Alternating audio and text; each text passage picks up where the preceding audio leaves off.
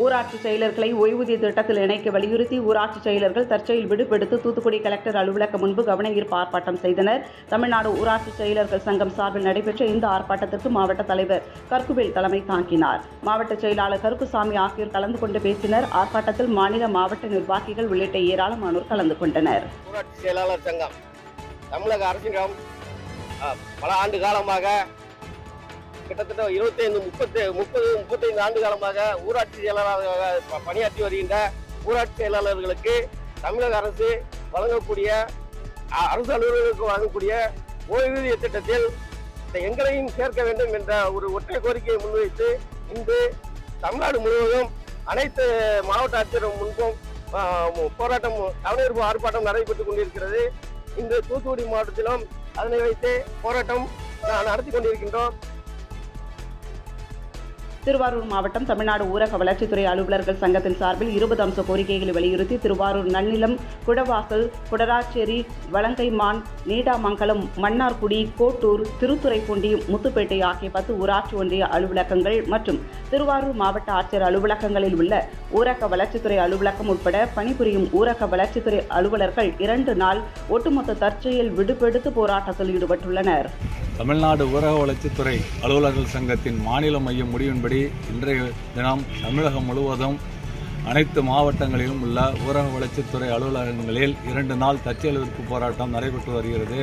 திருவாரூர் மாவட்டத்தில் 917 ஊழியர்கள் தற்செயல் விடுப்பு போராட்டத்தில் கலந்து கொண்டுள்ளார்கள்.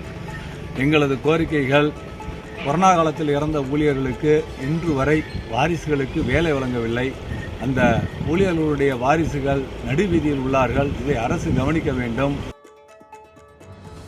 தேனி மாவட்டம் ஆண்டிப்பட்டி தேனி சாலையில் வலதுபுறத்தில் முத்தனம்பட்டி கிராமத்தில் அமைந்துள்ளது. இக்கிராமத்தில் அரசு ஆரம்ப பள்ளிக்கு பின்புறம் உள்ள திருப்பகுதிகளில் முறையான கழிவு நீர் கால்வாய் அமைக்காமல் சிமெண்ட் சாலை போட்டதால் கழிவு நீரானது கடந்த 6 மாதங்களாக தேங்கி பச்சை நிறத்தில் மாறி உள்ளதோடு பொதுமக்களுக்கு பல்வேறு பாதிப்புகளை ஏற்படுத்தி வருகிறது. குறிப்பாக குழந்தைகளுக்கு அம்மை நோய் உள்ளிட்ட தொற்று நோய்கள் பரவி வருவதால் பள்ளியை சுற்றிலும் உள்ள சுற்றுச்சுவர் பகுதிகளில் மழைநீரும் கழிவு நீரும் தொடர்ந்து தேங்குவதால் பள்ளியின் கட்டிடம் இடிந்து விழும் அபாயம் உருவாக்கியுள்ள நிலையில் முறையாக கழிவுநீர் கால்வாய் அமைத்து கழிவு நீரை வெளியேற்ற நடவடிக்கை எடுக்க வேண்டும் என்று அப்பகுதி பெண்கள் உள்ளிட்ட ஊர் பொதுமக்கள் கோரிக்கை விடுத்துள்ளனர். வேலூர் மாவட்டம் லத்தேரி அடுத்த திருமணிப்பணியில் உள்ள பாலாற்றின் நடுவே பொதுமக்கள் பயன்பாட்டிற்காக தற்காலிக மண் பாலம் அமைக்கப்பட்டுள்ளன. இந்நிலையில் கடந்த சில நாட்களாக பெய்து வரும் மழையின் காரணமாக பாலாற்றில் அதிக வெள்ளப்பெருக்கு ஏற்பட்டிருக்கிறது. இந்த வெள்ளப்பெருக்கினால் இந்த தற்காலிக மண் பாலம் தண்ணீரில் அழைத்துச் செல்லப்பட்டுள்ளது. இதனால் பொதுமக்கள் இந்த பாதையை பயன்படுத்த முடியாத நிலை உள்ளது. இதனால் சுமார் 12 கிலோமீட்டர் சுற்றி வேலூருக்கு செல்லும் நிலை உள்ளதால் மாவட்ட நிர்வாகம் இதை கருத்தில் கொண்டு தரமான ஒரு தற்காலிக பாலத்தை அமைத்து தர வேண்டும் என்று கோரிக்கை வைத்துள்ளனர். ராமநாதபுரம் மாவட்டம் ஆர்.எஸ். மங்கலத்தில் புதிதாக மேம்படுத்தப்பட்ட அரசு ஆரம்ப சுகாதார நிலையத்தில் ரூபாய் 1,20,00,000 மதிப்பீட்டில் கட்டப்பட்டு வரும் மருத்துவமனை தரம் குறித்து மாவட்ட ஆட்சியர் திடீரென ஆய்வு மேற்கொண்டார். பின்னர் ஊராட்சி ஒன்றிய அலுவலகத்தில் அதிகாரிகளுடன் ஆலோசனைக் கூட்டத்தில் கலந்து கொண்டு உங்களை தேடி உங்கள் ஊரில் திட்டமானது மக்களுக்கு எந்த அளவில் சென்றடைந்துள்ளது என்றும் அதிகாரிகள் மற்றும் மக்களிடத்தில் கேட்டறிந்தார். இதனையடுத்து அலுவலர்கள் முழு அர்ப்பணிப்போடு செயல்பாடுகளை செய்ய வேண்டும் என்றும் தெரிவித்தார். திருவள்ளூர் மாவட்டம் பள்ளிப்பட்டு அடுத்த கோணசமுத்திரம் கிராமத்தில் வசித்து வருபவர் பாக்கியராஜ். இவர் தனது வீட்டு அருகில் இருந்து அரசுக்கு சொந்தமான கிராம நத்தம் நிலத்தை சுமார் 25 ஆண்டு காலங்களாக தனது கட்டுப்பாட்டில் வைத்து அங்கு பழவகை செடிகளை வளர்த்து வந்தும் அந்த செடிகளை பராமரிப்பதற்காக ஒரு சிறிய கட்டிடம் கட்டுவதற்கு கட்டுமானம் போடப்பட்டிருந்த நிலையில் பல வருடங்களாக பல்வேறு போராட்டங்கள் நடத்தியும் தீர்வு ஏற்படாத விரக்தியில் பொங்கியெழுந்த கிராம மக்கள் அந்த கிராமத்தில் வைக்கப்பட்டிருந்த மரங்கள் மற்றும் கட்டுமானங்களை அடித்து நொறுக்கி சேதம் செய்தனர். தற்போது இந்த வீடியோ வெளியாகி பரபரப்பை ஏற்படுத்தியுள்ளது. நாமக்கல் மாவட்டம் திருச்செங்கோடு நகராட்சி 33 வார்டுகளிலும் மழைக்காலம் நெருங்குவதால் அங்கு பணிபுரியும் டெங்கு இழப்பு பரப்புரையாளர்களுக்கு நகர்மன்ற தலைவர் நளினி சுரேஷ் பாபு, ஆணையாளர் சேகர், துப்புரவு அலுவலர் வெங்கடாச்சலம் ஆகியோர் பரப்புரையாளர்கள் மேற்கொள்ளும் பணிகள் குறித்து அறிவுரை வழங்கியுள்ளனர். அப்போது ஒவ்வொரு வார்டு பகுதிகளுக்கும் நகராட்சி ஊழியர்களுடன் சென்று அந்தந்த பகுதிகள் சுத்தமாக உள்ளதா என்றும் கொசு மருந்து அடித்தல் சுற்றுப்புறத்தை தூய்மையாக வைத்திருக்க வேண்டும் என்றும் கூறினார்கள்.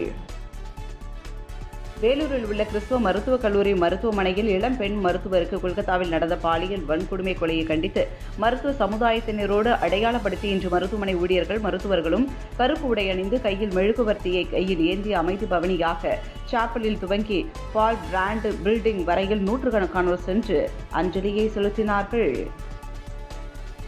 தமிழ்நாடு ஊரக வளர்ச்சித்துறை அலுவலர்கள் சங்கம் சார்பில் 20 அம்ச கோரிக்கைகளை நிறைவேற்றி தர ஒட்டுமொத்த தற்செயல் விடுப்புக்கான 2 நாள் போராட்டம் திருவண்ணாமலை மாவட்டத்தில் உள்ள 18 ஊராட்சி ஒன்றியங்களில் நடைபெற்றது. இதில் பணிபுரியும் அதிகாரிகள் மற்றும் அலுவலர்கள் விடுப்பெடுத்து போராட்டம் நடத்தியதால் அலுவலகங்கள் முழுவதும் வெறிச்சோடி கிடக்கும் நிலை உருவாகியுள்ளது. திருப்பூர் பவர் டேபிள் உரிமையாளர் சங்கத்தினர் பனியன் உற்பத்தியாளர்களிடம் ஏற்கனவே செய்து கொண்ட கூலி உயர்வு ஒப்பந்தப்படி இந்த ஆண்டுக்கு பவர் டேபிள் உரிமையாளர்களுக்கு 7% கூலி உயர்வை பனியன் உற்பத்தியாளர்கள் வழங்க வேண்டும். ஆனால் பனியன் உற்பத்தியாளர்கள் சங்கத்தினர் 7% கூலி உயர்வை வழங்காமல் உள்ளனர். இதனால் கூலி உயர்வு வழங்காத நிறுவனங்களில் இருந்து திருப்பூர் பவர் டேபிள் உரிமையாளர்கள் சங்கத்தினர் வேலை நிறுத்த போராட்டத்தில் ஈடுபட்டனர். திருப்பூரில் சுமார் 350க்கும் மேற்பட்ட பவர் டேபிள் நிறுவனங்கள் இந்த போராட்டத்தில் ஈடுபட்டது குறிப்பிடத்தக்கது. ஈரோடு மாவட்டம் பங்களாபுதூர் அருகே உள்ள புஞ்சை துரையம்பாளையம் கிராமத்தில் உரிமம் இல்லாமல் இயங்கி வந்த தனியார் கல்குவாரியில் நடைபெற்ற வெடி விபத்தில் 2 தொழிலாளர்கள் உயிரிழந்தனர். இதனையடுத்து சம்பவம் தொடர்பாக கிராம நிர்வாக அலுவலர் அளித்த புகாரின் அடிப்படையில் விசாரணை மேற்கொண்ட பங்களாபுதூர் காவல்துறையினர் குவாரி உரிமையாளர்கள் லோகநாதன், அவரது மனைவி ஈஸ்வரி மற்றும் குவாரியின் மேலாளர் செல்வம் ஆகியோர் மீது வழக்கு பதிவு செய்து தலைமறைவாக இருந்த மூவரையும் இன்று கைது செய்து சிறையில் அடைத்தனர். தூத்துக்குடி மாவட்டத்தின் 28வது புதிய மாவட்ட ஆட்சியராக இளம் பகவத் மாவட்ட கலெக்டர் அலுவலகத்தில் பதவியேற்றுக் கொண்டார். பின்னர் கலெக்டர் இளம் பகவத் செய்தியாளர்களிடம் பேசுகையில், தூத்துக்குடி மாவட்டம் பாரம்பரியமிக்க மாவட்டமாகும். இந்த மாவட்டத்தில் கலெக்டராக பணியாற்றுவதில் மிகுந்த மகிழ்ச்சி அடைகிறேன். மாவட்டத்தினுடைய நலன்களுக்கும் மாவட்ட மக்களின் வாழ்வாதாரத்திற்கும் என்னால் முடிந்த உதவிகளை செய்வதுதான் என்னுடைய நோக்கம் என்று கூறினார். குறிப்பாக அரசு துறைகளில் பார்த்தீங்கன்னா இருக்கக்கூடிய வளர்ச்சி திட்டங்கள், கல்வி, மருத்துவம், திறன் மேம்பாடு சார்ந்த வேலைவாய்ப்பு, இந்த மாதிரியான துறைகளில் எல்லாம் அதிகமாக கவனம் செலுத்தலாம் அப்படிங்கிறத நோக்கமாக வச்சுருக்கோம். இது இல்லாமலும் அரசினுடைய முக்கிய நலத்திட்டங்கள் எல்லாமே அனைத்து மக்களுக்கும் போய் சேரணும் அப்படிங்கிறதையும், அதே மாதிரி மாவட்டத்தினுடைய வளர்ச்சி எல்லாரோட உள்ளடங்கிய ஒரு வளர்ச்சியாக இருக்கணும் அப்படிங்கிறதையும் குறிக்கோளாக சொல்லணும் அப்படின்னு நினைக்கிறேன். மாவட்டத்தினுடைய வளர்ச்சியினுடைய பலன்கள் இருக்கக்கூடிய எல்லா மக்களுக்கும் நிச்சயமாக சென்று சேர்வதற்கான ஒரு முயற்சியை மேற்கொள்ளும். தருமபுரி மாவட்டம் பாலக்கோடு அருகே கொம்மநாயக்கன் அலி கிராமத்தில் எழுந்தருளியுள்ள அருள்மிகு ஸ்ரீ பத்ரகாளியம்மன் கோவில் ஆலய மகா கும்பாபிஷேக பெருவிழா வெகு விமர்சையாக நடைபெற்றது. இந்த விழாவானது நேற்று 21ஆம் தேதி கணபதி பூஜையுடன் தொடங்கிய நிலையில் இன்று யாகசாலையிலிருந்து புனித நீர், கலச தீர்த்தம் மற்றும் பால்குடத்தை கோவில் முக்கியஸ்தர்கள் மற்றும் ஊர் பொதுமக்கள் தங்கள் தலைமீது எடுத்து சென்று கோவில் கலசத்திற்கு புனித நீர் ஊற்றி மகா கும்பாபிஷேகம் செய்து திருக்குட நன்னீராட்டு மற்றும் தீபாராதனை காட்டினர். இந்த விழாவில் ஏராளமான பக்தர்கள் கலந்து கொண்டு சுவாமி தரிசனம் செய்தனர். நெல்லை மாவட்டம் அம்பாசமுத்திரம் அருகே மணிமுத்தாறு அருவி கரையில் பிரசித்தி பெற்ற வன பேச்சியம்மன் கோவில் உள்ளது. இந்த கோவிலின் கொடை விழாவை முன்னிட்டு நாளை நடைபெறும் கும்பாபிஷேக விழாவிற்காக இரவு நேரம் கோவில் பகுதியில் ஜெனரேட்டர் அமைத்து கும்பாபிஷேக முன்னேற்பாடு பணிகள் நடைபெற்று வந்தன. அப்போது அந்த வழியாக சென்ற அம்பாசமுத்திரம் கோட்ட துணை இயக்குநர் இளையராஜா வனப்பகுதியில் இரவு நேரங்களில் ஜெனரேட்டர் வைத்து பணி செய்யக்கூடாது என்றும் கோவில் வேலைகளை தடுத்து நிறுத்தியுள்ளார். இதனையடுத்து அயன் சிங்கம்பட்டி, ஜமீன் சிங்கம்பட்டி, ஏர்மால்புரம் உள்ளிட்ட கிராமங்களைச் சேர்ந்த மக்கள் கோவில் சாவியை வனத்துறையிடம் ஒப்படைக்க இருப்பதாக கூறினர். தகவல் அறிந்த கல்லிடை குறிச்சி போலீசார் மக்களிடம் பேச்சுவார்த்தையில் ஈடுபட்டனர். உங்கள் ஊரில் உங்களை தேடி என்ற திட்டத்தின் கீழ் ஒரு நாள் முழுவதும் பல்வேறு துறை சார்ந்த அலுவலகங்கள் மற்றும் பொதுமக்களிடம் நேரடியாக சென்று குறைகளை கேட்டு உடனடியாக நடவடிக்கை எடுக்கும் திட்டத்தின் கீழ் மயிலாடுதுறை மாவட்ட ஆட்சியர் மகாபாரதி சீர்காழி நகராட்சிக்குட்பட்ட புதிய பேருந்து நிலையம் கட்டுமான பணி மற்றும் வணிகர்களிடம் போதுமான அடிப்படை வசதிகள் மற்றும் கட்டுமான பணி தரமாக நடைபெறுகிறது என்ற குறைகளை கேட்டறிந்து ஆய்வு மேற்கொண்டார். தொடர்ந்து நகராட்சிக்குட்பட்ட பகுதிகளில் நடைபெற்று வரும் தூய்மை பணிகளை ஆய்வு மேற்கொண்டு பொதுமக்களிடம் குப்பைகளை பொதுவெளியில் கொட்டக்கூடாது என்றும் தமது பகுதிகளை தூய்மையாக வைத்துக் கொள்ள வேண்டும் என்றும் கேட்டுக்கொண்டார். திருப்பூர் மாவட்டம் தாராபுரத்தில் திருப்பூர் கிழக்கு மாவட்ட மகளிர் அணி தலைவர் ஆர். செல்வி ரமேஷ் தலைமையில் மேலதாளங்கள் முழங்க பெண்கள் படையுடன் பழைய நகராட்சி முன்பு 100க்கும் மேற்பட்ட விஜய் ரசிகர்கள் குவிந்திருந்தனர். அப்போது பட்டாசுகள் வெடித்தும் பொதுமக்களுக்கு இனிப்புகள் கொடுத்தும் வருங்கால முதலமைச்சர் அண்ணன் விஜய் வாழ்க வாழ்க்கை என்று கோஷமிட்டனர். ஈரோடு நகராட்சிக்கு சொந்தமான அப்துல் கனி ஜவுளி வளாகத்தில் கடை வைத்திருப்பவர்கள் தங்களது இருசக்கர வாகனம் நிறுத்துவதற்கு வரி விதிக்கக்கூடாது என்றும் கோரிக்கை வைக்கப்பட்ட 3 வாகனங்களுக்கு இலவச பாஸ் வழங்க வேண்டும் என்று கோரிக்கை வைத்தனர்.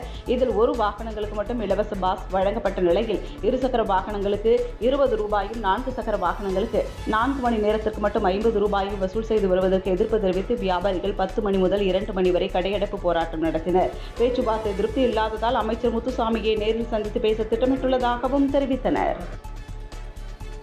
தஞ்சை மீனாட்சி மருத்துவமனையில் 83 வயது முதியவர் ராமநாதனுக்கு இதய வாழ்வில் கடுமையாக இருந்த அடைப்பை அகற்றுவதற்கு நவீன தொழில்நுட்பமான ஆஞ்சியோபிளாஸ்டிக் மூலமே அடைப்புகளை அகற்றி சாதனை படைத்துள்ளனர். வழக்கமாக இதய வாழ்வை மாற்றுவது மற்றும் ஸ்டண்ட் பயன்படுத்தி சிகிச்சை அளிக்கப்படும் நிலையில் 83 வயது முதியவர் என்பதால் மிக குறைவான ஊடுருவல் கொண்ட ஆஞ்சியோபிளாஸ்டிக் மூலமே கடுமையான அடைப்புகளை 1 மணி நேரத்திலேயே நீக்கி முதியவருக்கு சிகிச்சை அளித்து குணப்படுத்தியதாகவும் வயதானவர்களுக்கு இந்த நவீன தொழில்நுட்பம் மிகவும் பயனுள்ளது என்றும் இதய அறுவை சிகிச்சை மருத்துவர் கேசவமூர்த்தி தெரிவித்தார்.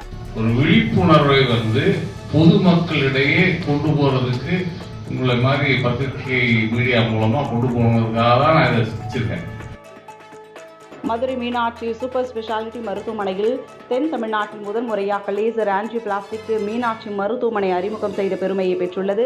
மிக குறைந்த ஊடுருவல் உள்ள இந்த மருத்துவ செயல்முறை சிக்கலான கரோனரி பாதிப்புகளுடன் சிகிச்சைகளும் அனுமதிக்கப்பட்ட 2 முதியவர்கள் உட்பட 4 இதய நோயாளிகளின் உயிர்களை காப்பாற்றியிருக்கிறது. மேலும் இந்த நவீன மருத்துவ செயல்முறை குறித்து நடைபெற்ற செய்தியாளர் சந்திப்பில் இதயவியல் துறையின் முதுநிலை நிபுணர் டாக்டர் ஜெயபாண்டியன் மற்றும் மீனாட்சி சூப்பர் ஸ்பெஷாலிட்டி மருத்துவமனையின் இயக்குநர் திரு திலீப் பெர்னாண்ட் அருள்பிரகாசம் ஆகியோர் உடனிருந்தனர்.